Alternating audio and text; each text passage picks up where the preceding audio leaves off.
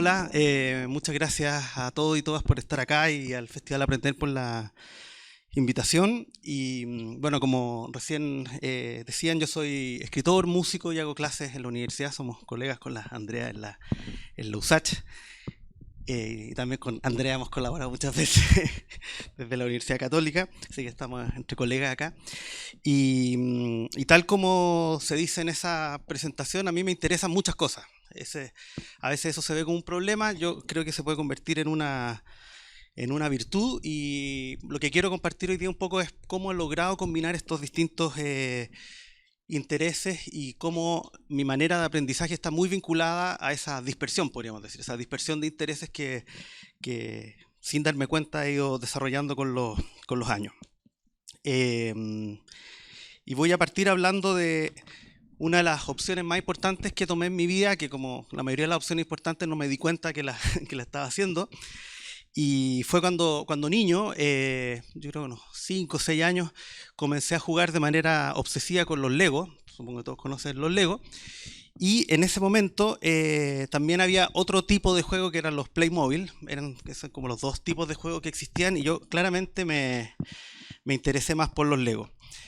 Eh, yo no soy un experto en juego, no estudio mucho ese tema, pero tengo mi propia teoría, y es que los Playmobil son un tipo de figuras que ya vienen hechas, ¿no es cierto? Ya vienen armadas, en el fondo, y invitan a que uno pueda desarrollar narrativas a partir de ellos, como la muñeca en general, o los muñecos, o los autos, o cualquier objeto que ya viene armado y que a uno lo impulsa a desarrollar una narrativa a partir de eso. En cambio, los Lego, acá traje uno que me regalaron el año pasado, que todavía no lo he armado, que es de Mandalorian y es con el Baby Yoda. Eh, los Lego, en cambio, tienen una estructura distinta. Como todos sabrán, ¿no es cierto? Son piezas de distintos tamaños, de distintos colores, pero todas funcionan en una misma escala. Podríamos entender acá escala en términos de tamaño, también en términos musicales, por supuesto. Y tienen un mismo sistema, un mismo estándar que permite unirlos, ¿ya? Y como todos sabemos, cuando uno tiene un Lego como este, por ejemplo, puede armar las figuras que el manual te dice que armes, y es lo primero que uno hace generalmente, pero después uno puede tomar esas mismas piezas para armar otras figuras, o incluso puede mezclar los de esta caja con la otra caja, con la otra caja, etcétera, y hacer cualquier cosa. Uno puede hacer otras figuras, puede hacer cosas totalmente abstractas, sin sentido, y seguir jugando con una cantidad infinita de variaciones. A mí me ocurrió probablemente lo que les pasó a muchos niños, ¿no es cierto? Que al final uno tenía una enorme caja llena de piezas donde estaba todo mezclado, y a partir a partir de esos materiales uno iba armando después lo que quería. Y me acuerdo haber discutido ya un poco mayor, no sé, 9, 10 años, con algunos de mis compañeros, y había como dos equipos, los que les gustaba más los Playmobil, los que nos gustaban más los Lego. Y ahí siento yo que tomé como les digo, una opción sin darme cuenta, de que realmente lo que me interesaba no era tanto las narrativas que podría desarrollar a partir de esas figuras, sino los procesos y la capacidad de combinar, ¿no es cierto? Desarrollar procesos y estructuras. Si nos ponemos más, no sé, desde una perspectiva de historia del arte, más que figurativo o surrealista, no sé, yo estaría más con los constructivistas, con los futuristas, con esa lógica, ¿no es cierto?, de armar, de ensamblar, de desarmar, de volver a armar. Otro momento importante fue cuando a los 12 años comencé a estudiar flauta dulce. Yo, como todos los niños, estudiaba flauta dulce en clases, ¿no es cierto? Que, bueno, siempre lo digo, ¿no es cierto? Yo creo que no hay peor idea que hacer tocar a 20 o 30 niños una flauta al unísono. La flauta es un instrumento que tiende mucho a la desafinación, y por la variedad del soplido, y esos unísonos o rísonos, como dicen algunos músicos, son realmente terribles, ¿no es cierto? Y es un instrumento que casi todo el mundo desprecia, es un instrumento que tiene muy mala fama. Pero tuve la suerte de, a los 12, 13 años, estudiar con Gastón Recart, un maestro que falleció hace algunos meses, en un grupo de música antigua, música renacentista, medieval, y estuve durante muchos años, durante unos 10 años, estudiando ese tipo de música que tiene, bueno, condiciones muy específicas, muy distintas al aprendizaje de la música clásica habitual. Y me dediqué de manera bastante seria durante mi adolescencia a ese tipo de música. Ocurrió que en algún momento ya tenía que entrar a la universidad y no tenía en ese momento todavía el nivel para entrar a ciclo superior. Uno generalmente estudia en el conservatorio y después pasa al ciclo superior aproximadamente a los 18, pero a mí me faltaba un poco y estuve pensando qué hacer, si podía estudiar otra carrera mientras seguía estudiando música. Y ahí, la noche anterior a la postulación que uno tenía que inscribirse, tenía ganas de estudiar estética en la Universidad Católica y ahí estuve pensando, bueno, ¿qué será mejor? Literatura, historia, filosofía, que eran carreras que me podían llevar después a hacer estética. Y escogí literatura, dije, debe ser la más fácil, la que me va a dejar más tiempo para hacer música. Así de poco seria fue mi decisión. Ocurrió obviamente que me terminó gustando mucho la literatura y también me empezó a pasar que como estaba estudiando en paralelo literatura y música, comencé a desarrollar unos especies de pensamientos paralelos relacionados de manera muy natural, ¿no es cierto? Estaba en una clase de literatura y alguien decía algo que a mí me resonaba con algo de música, estaba en una clase de música y me resonaba con algo de literatura, y así comencé a hacer lo que después supe que se llamaba literatura comparada, que es relacionar literatura de distintas épocas, de distintos contextos culturales o también de distintas disciplinas, que es finalmente lo que más he hecho. O también se llama estudios interartísticos, intermediales, o no sé, interdisciplina, transdisciplina. Lo comencé a hacer simplemente de manera espontánea, porque estaba estudiando las dos cosas al tiempo y identificaba relaciones, contrastes, que me parecían interesantes y motivantes para ir aprendiendo. Por supuesto, muchas veces eran estudios o relaciones quizás no tan serias o tan profundas, ¿no es cierto?, pero a veces muy arbitrarias, pero también comencé a desarrollar eso. Y de hecho, como mis primeros trabajos académicos más serios fueron precisamente la relación entre literatura y música. Mi primera publicación de verdad fue una entrevista a Horacio Salinas, director del Inti Illimani, respecto a las musicalizaciones que había hecho de poemas de Nicolás Guillén, de Gabriela Mistral, etc. Y en gran parte en ese mundo intermedio fue en el que me fui quedando.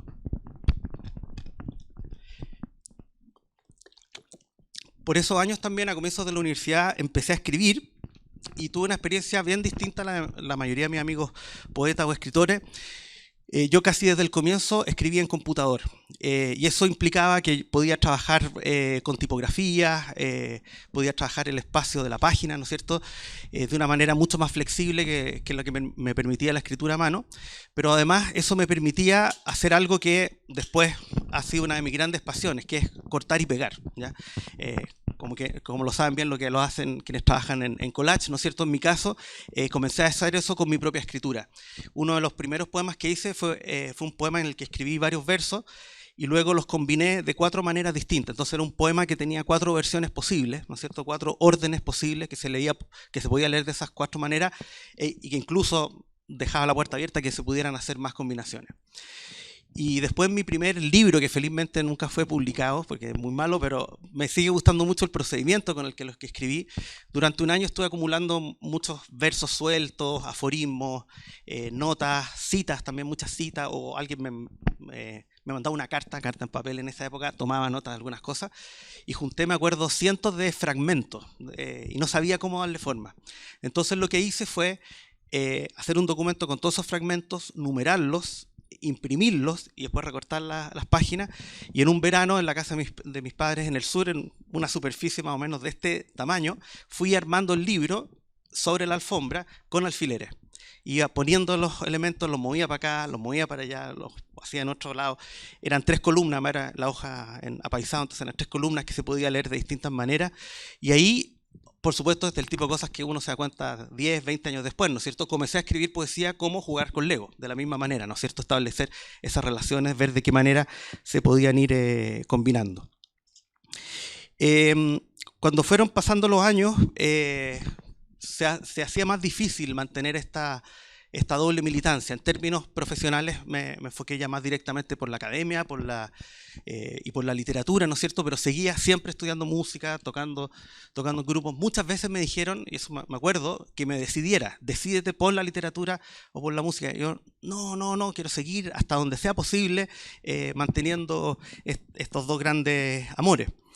Y en algún momento también además fueron cambiando mis intereses musicales. Pasé de la música antigua, que estuve tocando de manera bastante intensa varios años, a pasar al lado totalmente opuesto, a música electrónica, a trabajar con computadores, con sintetizadores.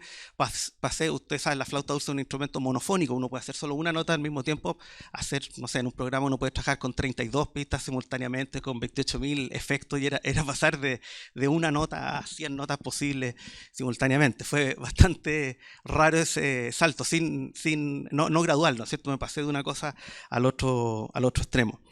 Pero lo que también me ocurrió fue que pude ir integrando, tuve la suerte además de entrar a trabajar al Instituto de Estudios Avanzados, que es un instituto donde hacemos investigaciones interdisciplinarias, entonces no me pedían que yo investigara solo en literatura o solo en una cosa, yo podía mezclar lo que quisiera. Entonces ahí comencé a hacer investigaciones interdisciplinarias y comencé a hacer proyectos que combinaban las dos disciplinas que en ese momento más me interesaban. Y ahí desarrollé un proyecto Fondesit que lo hicimos entre el 2013 y el 2016, donde estudiamos algunos procedimientos que eran comunes en la poesía contemporánea y en la música electrónica.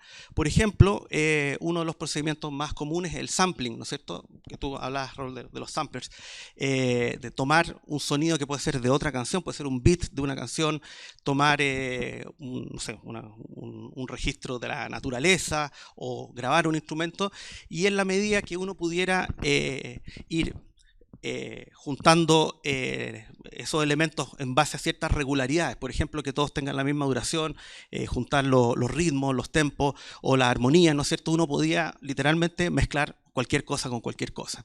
Y eso fue, obviamente, una vez más, lo que más me interesaba de eso, y fue algo que yo comencé a ver que también ocurría en la poesía contemporánea. Mucha poesía escrita a partir de la apropiación de otros poemas, de textos de periódicos, de cualquier material que alguien quisiera mezclar y poner en la misma olla, por decirlo de alguna manera. Y otro elemento que me interesó mucho, especialmente, y esto siempre digo, son cosas que aprendí sobre la literatura gracias a que estaba interesado en la música electrónica. No lo hubiera entendido de otra manera, ¿no es cierto? Fue, por ejemplo, empezar a estudiar más sobre los secuenciadores, ¿no es cierto? Tú, Raúl, hablaba del MIDI, que MIDI permite secuenciar, ¿no es cierto? Y no solo permite secuenciar para que algo se toque de manera exacta como uno quiere, también uno lo puede programar para que algo sea aleatorio, ¿no es cierto? Y los mismos elementos se puedan combinar de manera aleatoria. Y me empezó a interesar mucho ese tipo de combinaciones que se producían entre elementos regulares que se podían combinar de distintas maneras. Y lo fui relacionando con otros intereses que también tenía en literatura. Por ejemplo, hay un libro que es muy famoso que es 100.000 millages de poems de Raymond Queneau. Raymond Queneau es parte de un grupo que se llama Oulipo, un grupo de literatos y matemáticos que comenzaron a fines de los años 50. Este libro, si yo se lo muestro así, no tiene ninguna gracia, pero si lo abrimos, ahí pueden ver. Este es un libro que está compuesto por 14 sonetos. Como ustedes saben, los sonetos están compuestos por, bueno, no me acuerdo si son 10 o 14, pero bueno, los sonetos sí sé que están compuestos por 14 versos, y además en la tradición francesa el verso alejandrino tiene 14 sílabas, ¿no es cierto? Y estos 14 sonetos están cortados en sus líneas porque permiten combinarse en todas las combinaciones posibles. Esto significa que los 14 sonetos fueron escritos con la misma cantidad de sílabas, con la misma cantidad de rimas y con una estructura sintáctica similar que permite que si uno toma un pedazo del soneto 2 con el 5, con el 8, con el 13, con el 1, con el 2 de nuevo, etc., se puede leer, va a funcionar como un poema. Y el título, 100.000 millones de poemas, es una aproximación a la cantidad hipotética, ¿no es cierto?, de combinaciones. Incluso en el prólogo dice que si una persona quisiera leer todas las variantes posibles, necesitaría, no sé, como 90 años para poder leerlo por completo. Y como les digo, fue el tipo de combinaciones, de mezclas que se me iban haciendo en la medida que iba conociendo e intercalando, ¿no es cierto?, estos intereses entre la literatura y la música. Otro hito importante después fue también un momento en que me di cuenta que esta relación que me interesaba entre mi propia práctica creativa y la academia no tenía por qué ser algo separado, ¿no es cierto? Y tuve una especie de salida del closet y dije, bueno, en realidad el trabajo creativo que yo hago también puede ser considerado como una manera de investigar, ¿no es cierto? Como algo que tiene que ver con lo que yo hago en mis clases, en mis proyectos. Y bueno, y esa fue una línea más que hemos seguido avanzando mucho también en el magíster en que hago clases en IDEA, ¿no es cierto?, de que la investigación académica también puede realizarse a través de una creación artística. Nuevamente, el objetivo era no poner una división artificial, ficticia, entre algo que al final soy la misma persona que está haciendo las cosas. ¿Para qué disfrazarme de distintas personas? Y mi último gran interés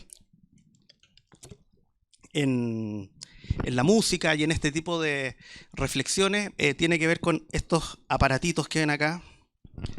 Los voy a mostrar. Estos son sintetizadores semimodulares, no son modulares, son semimodulares.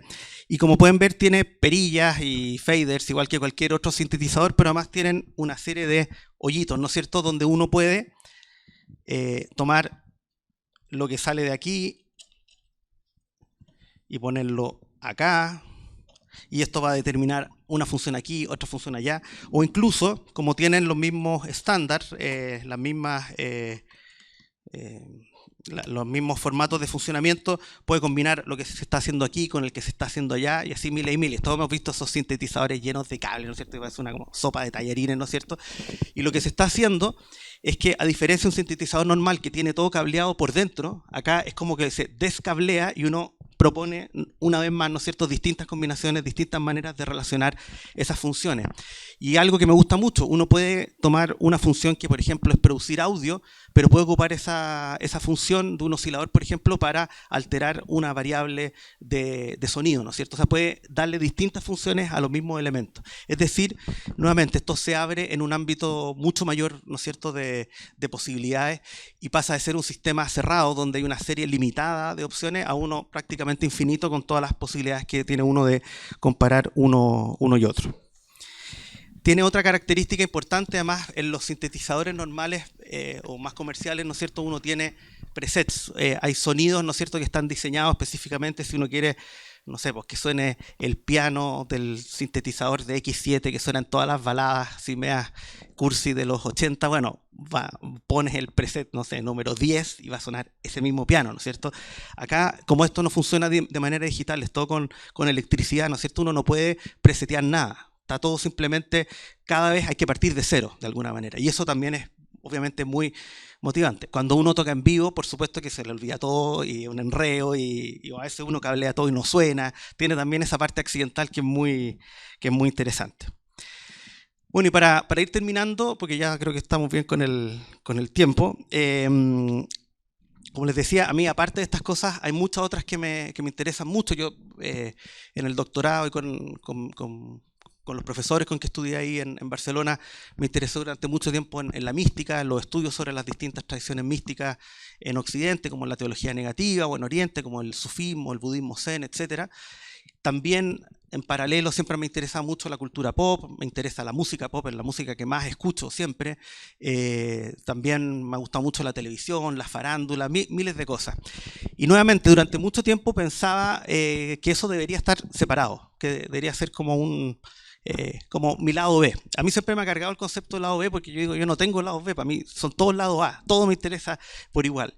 Pero también porque implica que hay que tomárselo en serio. Si a mí me interesa la farándula, tengo que, no sé, leer revistas de farándula o ver programas de farándula con el mismo rigor que voy a leer una novela, un libro de poesía que quiero estudiar. No me gusta esa mirada paternalista que hay muchas veces sobre la cultura pop, como, ay, qué chistosito. No, esto es serio, o para mí al menos es muy serio, como puede ser estudiar la mística o estudiar muchas otras cosas. Y bueno, toda esta reflexión que tuve que ir preparando estos días me ha llevado a, por supuesto, a darme cuenta de algunas cosas. Y lo primero tiene que ver con que, obviamente, yo creo que algo que va a quedar muy claro en estos días, hay distintas maneras de aprender, todos tenemos personalidades distintas que nos hacen aprender de distintas maneras. Para muchas personas, la mejor manera de aprender es encerrarse, profundizar, meterse en un tema a fondo, ¿sí? Así hasta donde se pueda, y después de eso salir y relacionarlo con otras cosas. Yo, en cambio, soy al revés. Siempre me interesan como 5 cosas en paralelo y voy avanzando, así como los pintores que van avanzando en varios cuadros en paralelo. De alguna manera siento que voy así, y me gusta que todo se mezcle, que todo se pueda relacionar. También es provocativo, se producen relaciones distintas o descubrimientos distintos que de otra manera no existirían si uno no estuviera pensando en distintas cosas a la vez. Y al final, creo que lo que más me ha gustado de este proceso es no haberle hecho caso a las personas que me decían que decidiera, como ya, decide entre esto y esto, entre esto y lo otro. Yo no decidí entre la literatura o la música, entre la academia o la creación, entre la alta cultura o el pop, o entre lo superficial o lo profundo, por poner cualquier división binaria. Escogí seguir en esta interrelación, no sé hasta cuánto me durará, a veces es muy complicado, a veces se enreda todo, se mezcla, pero hasta ahora los mayores momentos de hallazgo han ocurrido precisamente cuando se me juntó algo que estaba pensando por acá con algo que estaba pensando por allá y lo pude relacionar. Y para cerrar, quería mostrarle un ejemplo práctico aplicado de todo esto. A mí hay mucha gente que me conoce como poeta, pero nadie conoce mis poemas. Entonces ahora es un momento raro que voy a leer un poema. No van a poder escapar. Y este es un poema que yo creo que grafica muy bien este proceso del que estaba hablando. Hay un tópico en la mística, cuando una persona dice que tiene una experiencia mística, a mí no me consta, pero alguien dice, no sé, vi a Dios o se abrió el cielo o cualquier cosa, hay un tópico que es lo que se llama el tópico de la inefabilidad, ¿no es cierto? De que ocurre algo que uno no puede explicar con palabras. Eso, si uno lee textos místicos de cualquier cultura, eso se repite, pero siempre.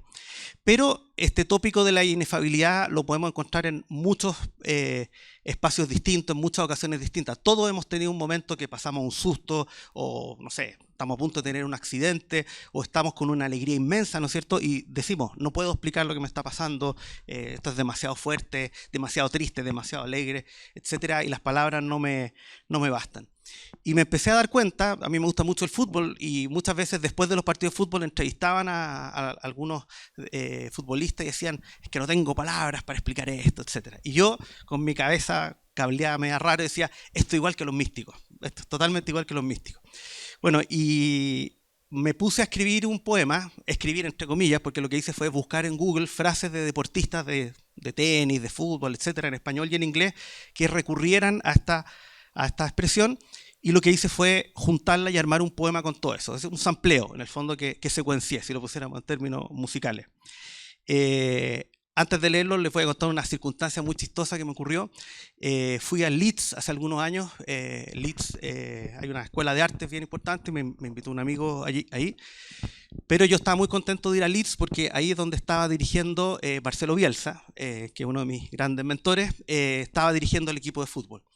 Y yo estaba muy emocionado de estar en la misma ciudad que Bielsa, ya eso me tenía muy, muy emocionado.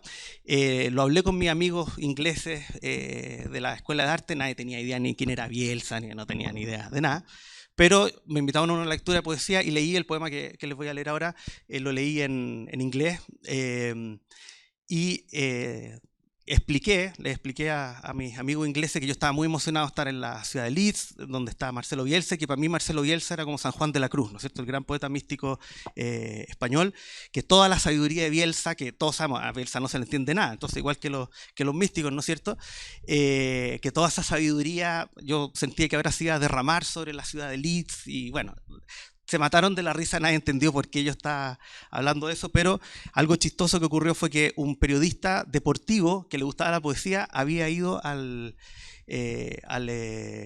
¿cómo se llama? A la lectura de poesía y me hizo una entrevista después de esta lectura porque él era fanático de Bielsa, entonces me publicaron una entrevista y después 2 o 3 veces me han entrevistado del Times, el diario inglés, para que yo hable de Bielsa o qué significa ser viudo de Bielsa. Entonces podría decir que mis apariciones en medio más importantes en la vida han sido gracias a que leí el poema que les voy a leer ahora, dedicado a Marcelo Bielsa.